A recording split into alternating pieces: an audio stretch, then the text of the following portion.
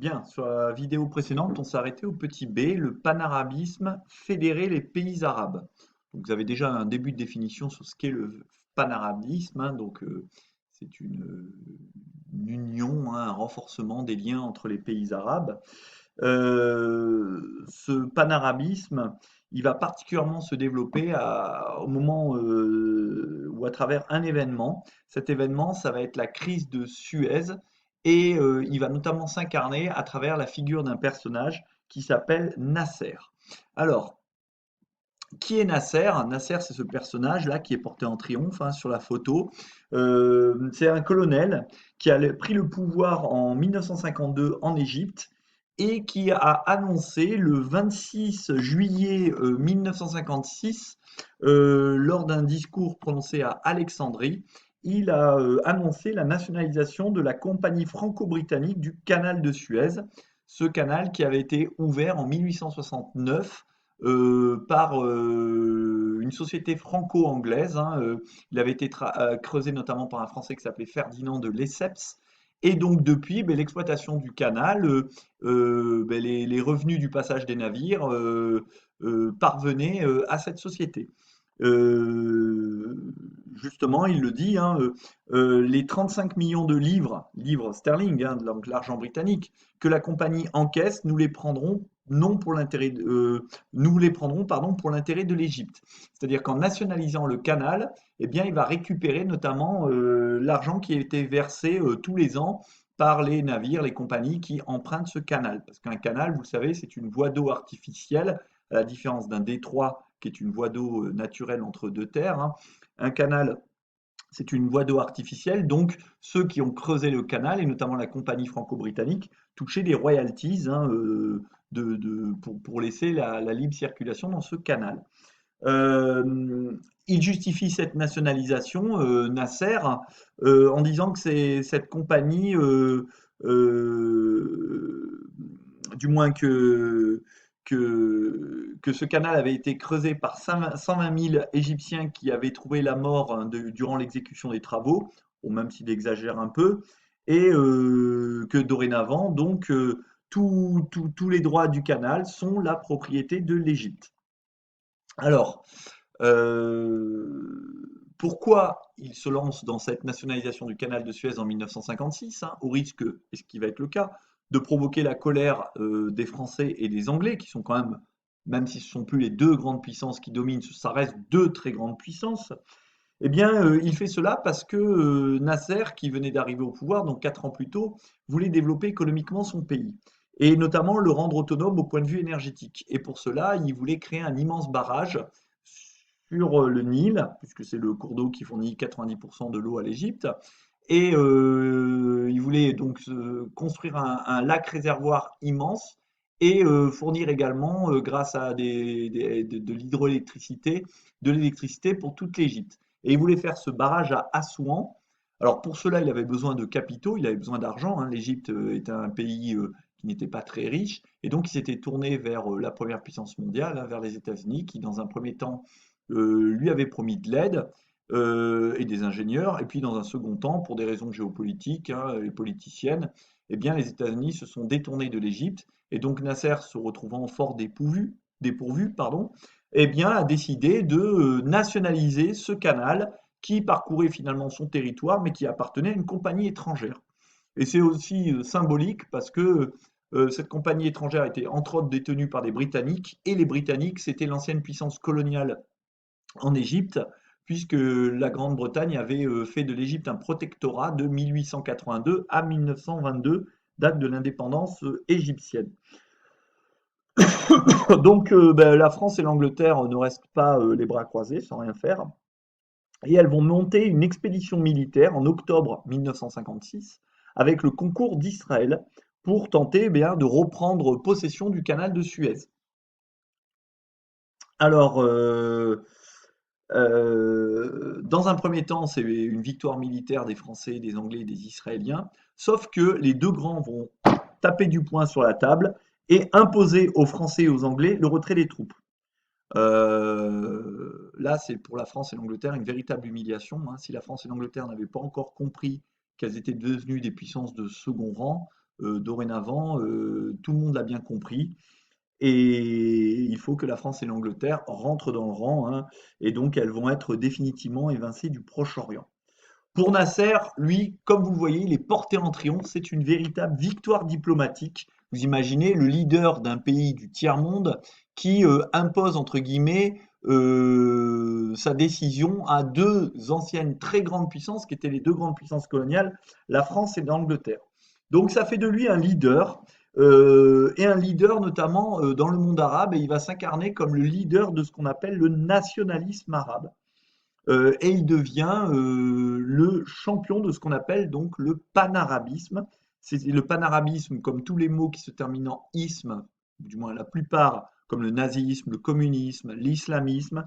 Eh bien, le panarabisme, c'est une idéologie qui aspire à unir tous les Arabes contre la domination notamment des puissances coloniales et à les rassembler au sein d'une même nation, par-delà leur appartenance à des religions ou des États différents. Car être arabe, c'est pas être musulman. Être arabe, on peut être arabe juif, on peut être arabe chrétien, on peut être arabe athée. Et d'ailleurs, Nasser était plutôt un arabe, alors il était musulman, mais très très modéré, voire laïque, puisqu'il souhaitait par exemple dévoiler les femmes en Égypte, hein. Il estimait que le port du voile était quelque chose d'extrêmement rétrograde. Et il souhaitait développer donc ce panarabisme au-delà des confessions religieuses et au-delà des États, c'est-à-dire unir les Arabes de Syrie, d'Égypte, de Palestine, du Liban, d'Irak, tous ensemble dans une nation arabe. Alors ce panarabisme, il va s'incarner à partir de 1948, principalement dans la lutte contre Israël, puisqu'Israël est le seul État non arabe de la région, et qu'en plus c'est un État qui s'est bâti, entre guillemets, sur des terres qui étaient peuplées par des Arabes, les Palestiniens. Donc ça va être le principal élément fédérateur. Pour revenir sur le canal de Suez, hein, vous trouverez dans le diaporama cette petite carte qui montre l'intérêt stratégique du canal. Rappelez-vous votre cours de géographie sur les mers et les océans. Donc ce canal de Suez permet de considérablement réduire notamment le trajet entre l'Europe de l'Ouest et le golfe arabo-persique où l'on trouve l'essentiel des productions de pétrole à cette époque. Si l'on passe par le canal, la distance et le trajet est de 12 000 km. Si l'on contourne l'Afrique, le trajet est de près de 21 000 km, soit une différence de 9 000 km, donc un coût beaucoup plus élevé pour le pétrole quand il arrive dans le grand port de Rotterdam aux Pays-Bas. Donc, le passage par le canal est vraiment quelque chose d'essentiel, sauf que dorénavant, c'est l'Égypte qui possède ce canal, et l'Égypte a donc les moyens de faire pression sur les grandes puissances qui sont incarnées ici par ces personnages tout penauds, donc l'Angleterre, Marianne avec la France, l'oncle Sam, puis différents représentants des pays notamment européens qui ont l'air tout penauds et qui font la queue devant ce bidon de pétrole dont le robinet avec marqué dessus Suez peut être ouvert ou fermé par Nasser. Parce que si Nasser ferme le canal de Suez, eh bien, du coup, le pétrole ne va plus ou va plus arriver avec le même prix en Europe et dans d'autres pays occidentaux, ce qui fait que les Occidentaux sont tout penauds et se trouvent finalement dépendants de Nasser et de l'Égypte pour leur alimentation en pétrole. Et c'est lui qui va pouvoir influencer sur, pouvoir influer, pardon, sur la quantité de pétrole qui leur sera remise. Donc évidemment, c'est une caricature, c'est un peu exagéré, mais c'est pour montrer que finalement Nasser devient le maître du jeu face à toutes ces grandes puissances qui se trouvent dorénavant soumises à son bon vouloir. Donc c'est alors Nasser, il veut aussi incarner l'émergence politique du tiers-monde, hein. Il veut à la fois être le leader du panarabisme. D'ailleurs, au passage, je ne vous l'ai pas dit, mais en 1961, du moins de 1958 à 1961, l'Égypte et la Syrie vont même fusionner, devenir un seul et même État pendant 3 ans, avant que ça échoue. Et donc, en dehors du panarabisme, dont il veut être le leader, et qu'il l'est de fait par sa popularité, il veut aussi incarner l'émergence politique du tiers-monde. Il va soutenir notamment le combat du Front de libération nationale, le FLN en Algérie, ce qui fait qu'il sera particulièrement détesté par le gouvernement français. Et il fait partie des fondateurs, on l'a vu, du mouvement des non-alignés. Alors, il se dit non aligné, mais à partir quand même de 1962 jusqu'en 1967, il va plutôt resserrer ses liens avec l'URSS, hein, plus qu'avec les USA d'ailleurs, notamment parce que l'URSS va financer la construction du barrage d'Assouan. Et on le voit ici, justement, en décembre 1964. Donc là, vous avez Nasser qui tient dans sa main droite la main de Khrouchtchev, le leader de l'URSS qui a succédé à Staline, qui lui-même tient la main à Ben Bella, le premier président de l'Algérie indépendante, montrant l'union de ces deux pays, donc l'Algérie et l'Égypte, avec l'URSS, du moins si ce n'est l'union, leur rapprochement idéologique. Et donc on voit quand même que plusieurs pays nouvellement indépendants ont plutôt tendance à se rapprocher des positions de l'URSS. Euh, en dehors de la figure de Nasser comme leader du panarabisme, la solidarité des pays arabes va également s'incarner dans la création de deux organisations. La première, c'est la Ligue arabe. Alors la Ligue arabe, c'est une ligue, donc une association en quelque sorte, qui a été créée en 1945, qui unit donc tous les pays arabes hein, de la région.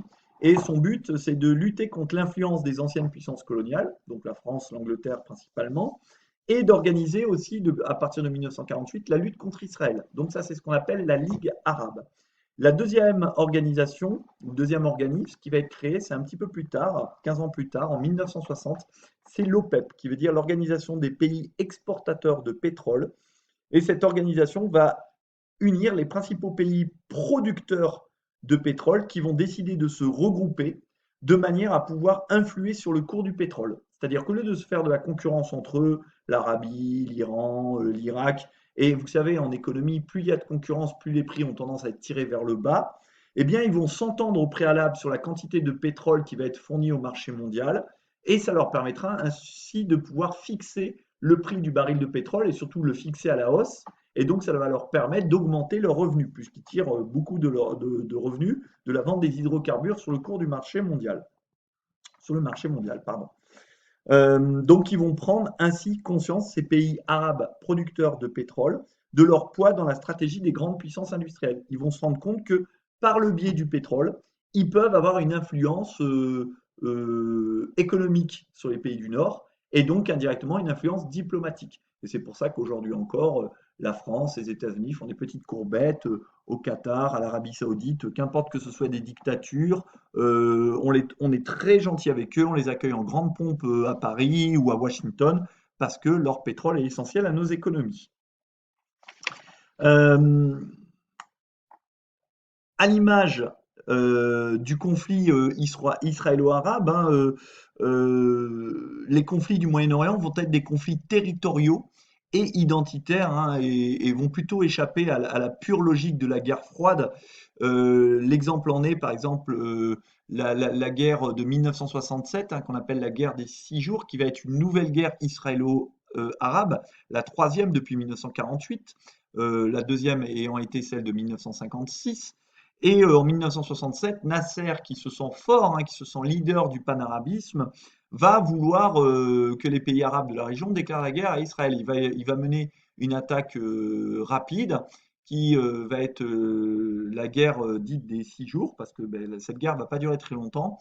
Et rapidement, en fait, les armées arabes vont être défaites du fait qu'elles sont assez désorganisées, qu'il n'y a pas une réelle entente entre les différents pays arabes.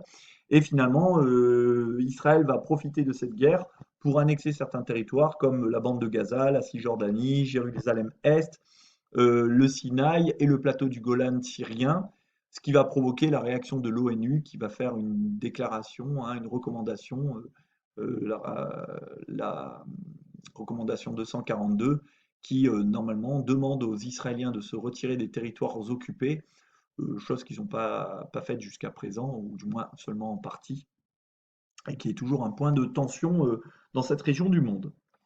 Nous allons voir par la suite, dans un grand 3, que la logique des blocs perdure, notamment sur la période 1962, 1973-75, 1973 et 75 étant les bornes de cette période. 1973, c'est une nouvelle guerre israélo-arabe qui s'appelle la guerre du Kippour. Et 1975, ce sont les accords d'Helsinki qui fixent définitivement les frontières européennes.